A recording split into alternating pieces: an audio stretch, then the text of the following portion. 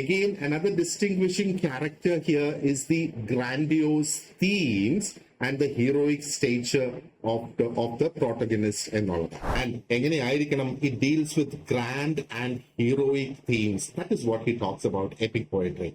It should always be grand and other heroic themes ആയിരിക്കണം അതിന് ഉണ്ടാവുക എന്ന്. നമ്മൾ ഇതെല്ലാം നോക്കുകയാണെന്നുണ്ടെങ്കിൽ there is affirmation to a lot of cultural ideals. And our poets പലപ്പോഴും they rely on the potency of their word choices to evoke complex images. Welcome back to part 2 of Poetics. അപ്പോൾ എന്താ പറയേണ്ടത്, English main paper ആണ് നമ്മൾ ഇവിടെ discuss ചെയ്യുന്നത്. അതിനകത്ത് specifically poetics എന്ന ഒരു ടോപ്പിക് നമ്മൾ ഡിസ്കസ് ചെയ്യുന്നു. We were discussing the core terms and we were looking at how we could explain the core terms. So let's continue with.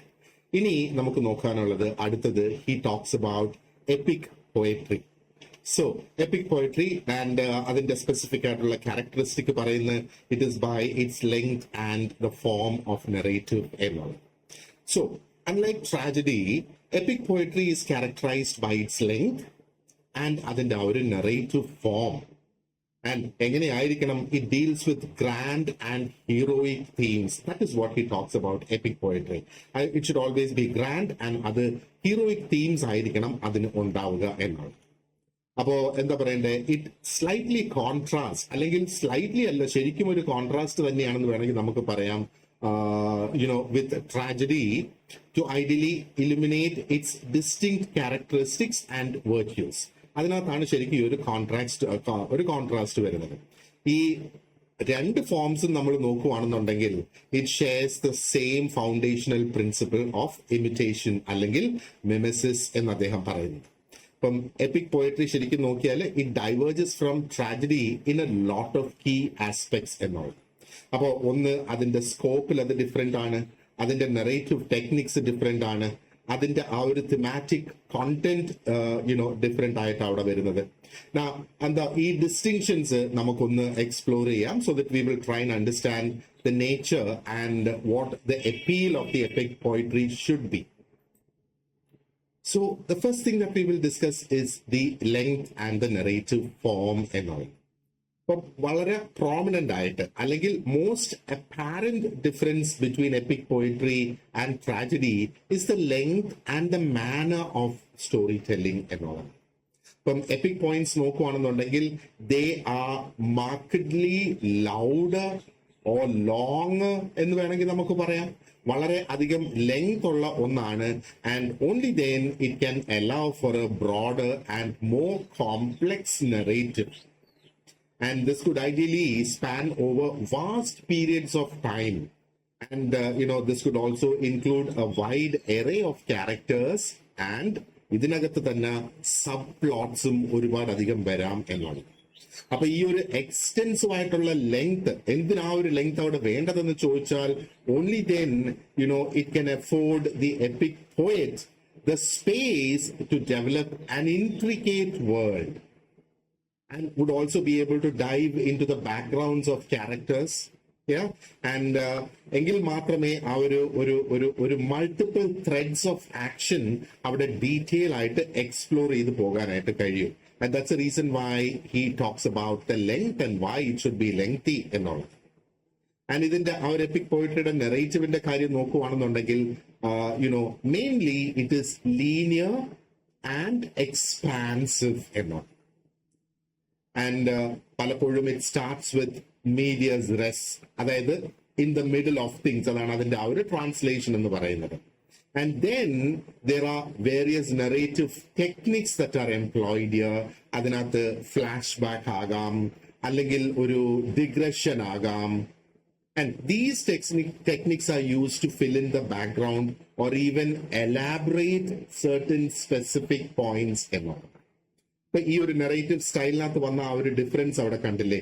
This style ideally contrast with the more concentrated and immediate form of action which is very typical in tragedy എന്നുള്ളതാണ്.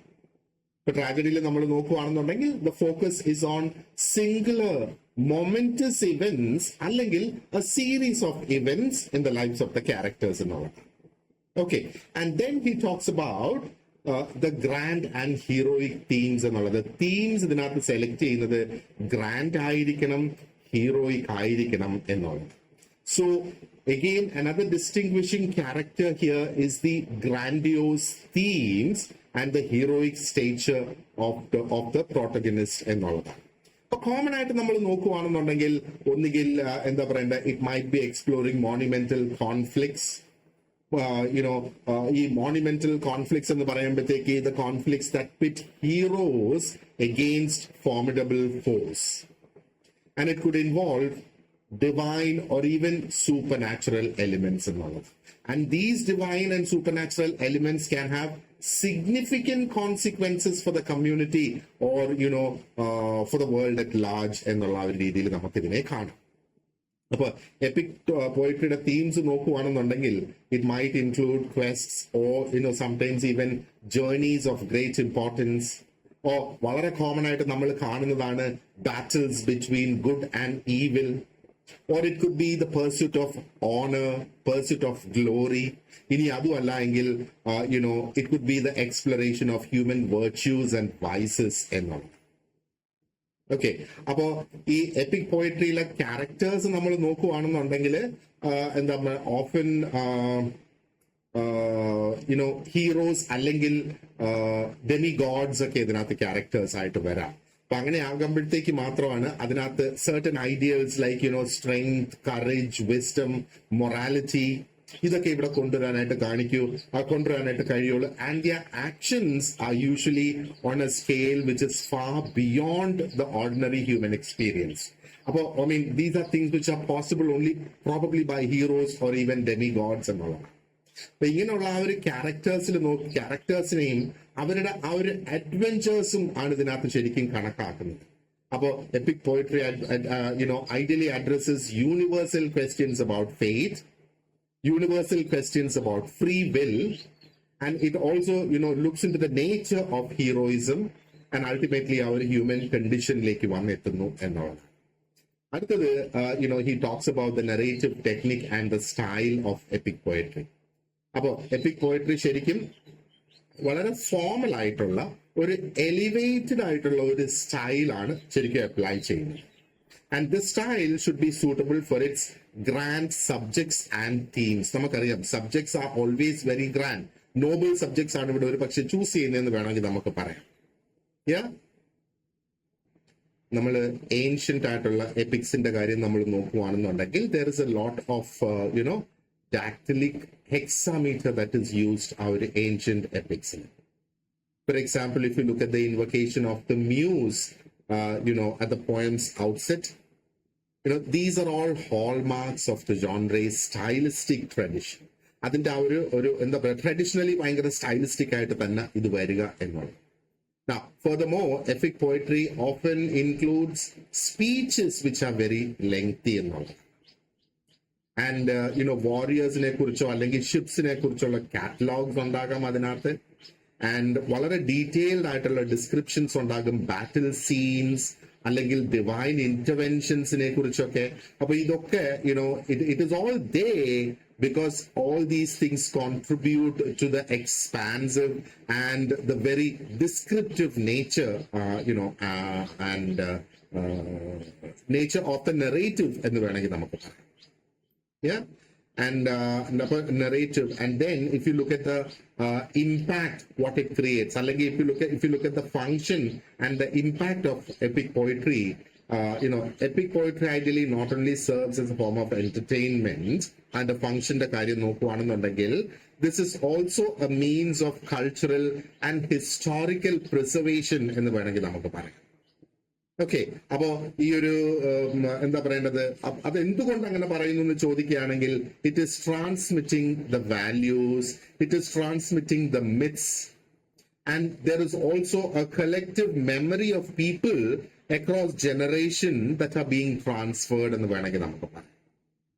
Okay, and it portrays a lot of heroic deeds, and it also explores the moral and philosophical dilemmas here from epic poetry. ശരിക്കും പറഞ്ഞാല് it inspires a lot of admiration, അല്ലെ? And people also tend to reflect എന്നുള്ളതാണ്. and there will be emulation that happens. നമ്മൾ ഇതെല്ലാം നോക്കുകയാണെന്നുണ്ടെങ്കിൽ there is affirmation to a lot of cultural ideals and ഒരു എന്താ പറയണ്ട ഒരു communal identity of the audience എന്ന് വേണമെങ്കിൽ നമുക്ക് പറയാം. സോ ഇൻ ഷോർട്ട് നമ്മൾ പറയുവാണെന്നുണ്ടെങ്കിൽ എപ്പിക് പോയട്രി സ്പെസിഫിക്കലി അതിന്റെ ആ ഒരു ക്യാരക്ടറിസ്റ്റിക് ആയിട്ടുള്ള ആ ഒരു ലെങ്ത്, അതേപോലെ അതിന്റെ നറേറ്റീവ് ഫോം, അതേപോലെ അതിന്റെ ഗ്രാൻഡ് തീംസ് നമ്മൾ നോക്കുകയാണെന്നുണ്ടെങ്കിൽ it offers A very immersive experience എന്നുള്ളതാണ്. And this transcends from, immediacy to, എന്താ പറയേണ്ടത്, immediacy of personal tragedy to include the broader dimensions of, human experience and imagination. So that's about epic poetry. അപ്പോൾ അടുത്തത് നമുക്ക് നോക്കാനുള്ളത് is diction. So what is he talking about? Diction ideally here. അപ്പോൾ diction എന്ന് അദ്ദേഹം പറയുമ്പോഴത്തേക്ക് it refers to the expression of meaning in words എന്നുള്ളത്. And this is very significant. അത് പ്രോസ് ആയിരുന്നാലും ശരി, വേഴ്സ് ആയിരുന്നാലും ശരി തന്നെ, ഇറ്റ്സ് റിയലി വെരി സിഗ്നിഫിക്കൻറ്റ്. കാരണം it is underlining the importance of language specifically in poetry എന്നുള്ളത്. അപ്പോ എന്താ പറയേണ്ടത്, അരിസ്റ്റോട്ടലിന്റെ ആ ഒരു കോൺസെപ്റ്റിൽ നമ്മൾ നോക്കുകയാണെന്നുണ്ടെങ്കിൽ he says that diction plays a crucial role in the crafting of both poetry and prose. അപ്പോൾ പോയട്രി ആയിരുന്നാലും പ്രോസ് ആയിരുന്നാലും ശരി, അത് ക്രാഫ്റ്റ് ചെയ്യുന്നതിനകത്ത് വളരെയധികം ഇമ്പോർട്ടൻസ് ഉണ്ട്. because it's both are done using words എന്നുള്ളതാണ്. And this serves as a fundamental element through which the essence and the nuances of meaning are conveyed. Meaning ഇവിടെ convey ചെയ്യണമല്ലോ. അപ്പോൾ വേർഡ്സിലൂടെയാണ് അത് വരുന്നത് എന്നുള്ളതാണ്. Diction എന്ന് പറയുമ്പം is essentially about the choice of words, the way how the words are arranged, അതിന്റെ ആ ഒരു compositionല് how are the words arranged. ഇതൊക്കെയാണ് ശരിക്കും എന്താ പറയേണ്ടത്, ആ ഒരു വർക്കിന്റെ ടോണിനെ, അതിന്റെ സ്റ്റൈലിനെ, അതിന്റെ ക്ലാരിറ്റിയെ വളരെ സിഗ്നിഫിക്കന്റ് ആയിട്ട് ഇമ്പാക്ട് ചെയ്യുന്നത് എന്നാണ്. അപ്പൊ നമ്മൾ ആ ഒരു എന്താ പറയുക പോയട്രി അല്ലെങ്കിൽ ഡ്രമാറ്റിക് ലിറ്ററേച്ചർ അതിന്റെ ഒരു കോണ്ടെക്സ്റ്റിൽ നമ്മൾ നോക്കുകയാണെന്നുണ്ടെങ്കിൽ ഡിക്ഷൻ ഒരു വളരെ ഇമ്പോർട്ടന്റ് ടൂൾ ആണ് that are used by poets ആയിരുന്നാലും ശരി, playwrights ആയിരുന്നാലും to evoke very specific emotions. ഒരു വളരെ വിവിഡ് ആയിട്ടുള്ള ഇമേജറി ക്രിയേറ്റ് ചെയ്യാനായിട്ട് കഴിയും. കോംപ്ലക്സ് ആയിട്ടുള്ള ഐഡിയാസ്, കോംപ്ലക്സ് ആയിട്ടുള്ള തീംസ് അവിടെ എക്സ്പ്രസ് ചെയ്യാനായിട്ട് കഴിയും എന്നുള്ളത്. അപ്പൊ ഇതിനകത്ത് നമ്മൾ പറഞ്ഞ ഓരോ കാര്യങ്ങൾ നമുക്കിവിടെ നോക്കണം. We will look at choice of words. So what is the meaning, അല്ലെങ്കിൽ what is it mean by choice of words? ഇപ്പൊ സെലക്ഷൻ ഓഫ് വേർഡ്സ് ആണ് which is very critical when diction is concern. കാരണം ഓരോ വേർഡും it carries not just ആ ഒരു denotative meaning അല്ലെങ്കിൽ അതിന്റെ ആ ഒരു ലിറ്ററൽ ഡെഫിനിഷൻ മാത്രമല്ല, പക്ഷെ there is also a connotative meaning, അല്ലെങ്കിൽ meanings that are associated with this. Emotions ഇവിടെ വരുന്നുണ്ട് and a lot of other nuances that are evoked by these words എന്നുള്ളത്. ഒരു പോയിറ്റിന്റെ ആയിരുന്നാലും ശരി, ഒരു പ്ലേ റൈറ്റിന്റെ ആയിരുന്നാലും choice of words can actually shape the readers. ഇനി റീഡർ എന്ന് നമ്മൾ പറയുമ്പോഴത്തേക്ക് it could either be the audience also. ആ ഒരു ഓഡിയൻസിന്റെ പെർസെപ്ഷൻ അവിടെ ബിൽഡ് ചെയ്യുക. അപ്പൊ ഈ ഒരു സെലക്ഷൻ ഓഫ് വേർഡ്സ് എന്ന് പറയുന്നത് should be A deliberate and A thoughtful Endeavour. ഇപ്പൊ ജസ്റ്റ് നമുക്ക് വരുന്ന വേർഡ്സ് അതേപോലെ എഴുതി പോവുകയല്ല, വളരെ ഡെലിബറേറ്റ് ആയിട്ട് തിങ്ക് ചെയ്ത് ആ വേർഡ്സിനെ ചൂസ് ചെയ്യണം എന്നുള്ളത്. Now he also says that words can be chosen for their sound, it can be chosen for the rhythm, it can be chosen for the implications that it would bring, and it can also be chosen for the ability to resonate with the audience. അപ്പോ ആ ഒരു resonate with the audience എന്ന് പറയുമ്പോഴത്തേക്ക് that resonation should be on either an emotional or emotional and intellectual level എന്നുള്ളത്. And then he talks about expression of meaning. For words choose ചെയ്യുന്നു, choice of വേർഡ്സിനെ കുറിച്ച് പറഞ്ഞു. Then he talks about expression of meaning. അപ്പോ diction എന്ന് പറയുന്നത് is ideally a vehicle through which meaning is expressed, അല്ലെങ്കിൽ meaning is communicated എന്നുള്ളത്. അപ്പോ വളരെ തറോ ആയിട്ട്, വളരെ കെയർഫുൾ ആയിട്ട് വേർഡ്സ് ചൂസ് ചെയ്യുകയാണെങ്കിൽ ആ writer will be able to convey precise shades of meaning. The writer will be able to create depth in their characters, and the writer would be able to build a very compelling narrative എന്നുള്ളതാണ്. അപ്പോ specificity ഇവിടെ വേണം, appropriateness ഇവിടെ വേണം. രണ്ടിനും word choose ചെയ്യുമ്പോഴത്തേക്ക് ഒന്ന് specific ആയിരിക്കണം and it should be appropriate. അപ്പൊ ഈ ഒരു specific and appropriate choice of the word എന്ന് പറയുന്നത് പോയട്രിയെ സംബന്ധിച്ചിടത്തോളം വളരെ വളരെ ക്രിട്ടിക്കൽ ആണ്. Because every word must carry weight and every word should contribute to the overall effect of the poem, or for that matter the piece of literature എന്നുള്ളത്. That's what he talks about, meaning. And then he also talks about the importance of words in poetry. And poetry എന്ന് പറയുമ്പോഴത്തേക്ക് think about the nature, അല്ലെങ്കിൽ അതിന്റെ ആ ഒരു ഫോമിന്റെ nature എന്താണ് പോയട്രിയുടെ. It is condensed എന്ന് വേണമെങ്കിൽ നമുക്ക് പറയാം, അല്ലേ? അപ്പൊ പോയിറ്റ്സ് പലപ്പോഴും they rely on the potency of their word choices to evoke complex images, complex ആയിട്ടുള്ള ഇമോഷൻസ്. ഒരു ലിമിറ്റഡ് സ്പേസിൽ they should be able to do that എന്നുള്ളതാണ്. അപ്പൊ അങ്ങനെ വരുമ്പോഴത്തേക്ക് ഡിക്ഷന്റെ പ്രിസിഷൻ ഇവിടെ ആവശ്യമായിട്ട് വരും. Only then, it will allow poetry for the expression of multifaceted ideas or even multiple sensations for that matter. അങ്ങനെയാണെങ്കിൽ മാത്രമേ ആ ഒരു റീഡറെ സംബന്ധിച്ചിടത്തോളം, ഓഡിയൻസിനെ സംബന്ധിച്ചിടത്തോളം ഒരു മൾട്ടി ലെയർഡ് എക്സ്പീരിയൻസ് അവർക്ക് ഫീൽ ചെയ്യാനായിട്ട് കഴിയൂ എന്നാണ്.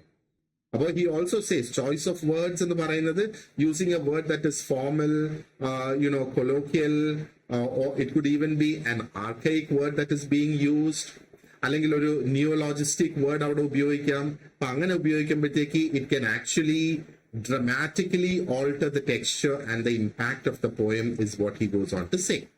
Okay, now he also underlines the power of language out here.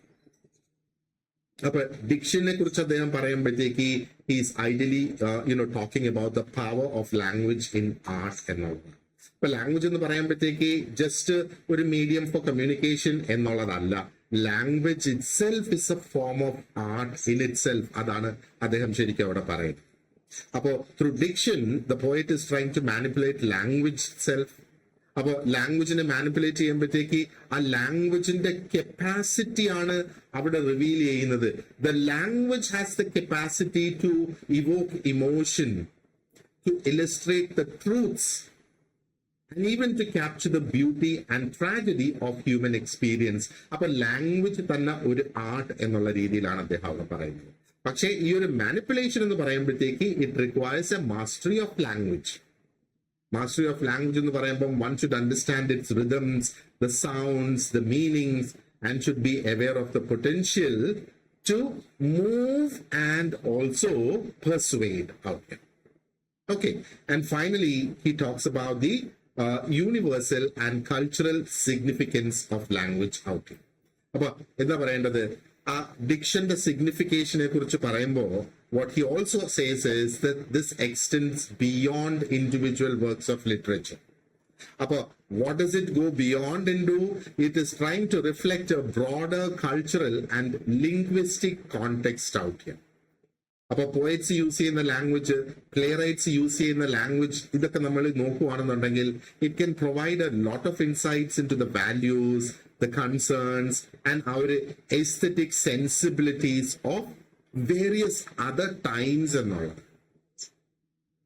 Okay, moreover, the evolution of diction നമ്മൾ നോക്കുകയാണെന്നുണ്ടെങ്കിൽ ആ ഒരു എന്താ പറയേണ്ടത് ഓവർ ആ ഹിസ്റ്റോറിക് പീരിയഡ് നമ്മൾ നോക്കുകയാണെന്നുണ്ടെങ്കിൽ we will also be able to understand the shift that has happened in language, ആ ഒരു കൾച്ചറൽ ഷിഫ്റ്റ്, ആർട്ടിസ്റ്റിക് പ്രയോറിറ്റീസ് എങ്ങനെയാണ് ചേഞ്ച് ചെയ്ത് വന്നത് എന്നൊക്കെയുള്ള നമുക്ക് കൃത്യമായിട്ട് മനസ്സിലാക്കാനായിട്ട് സാധിക്കും. അപ്പോൾ ഇൻ ഷോർട്ട് നമ്മൾ പറയുകയാണെങ്കിൽ diction is just simply more than choice of words.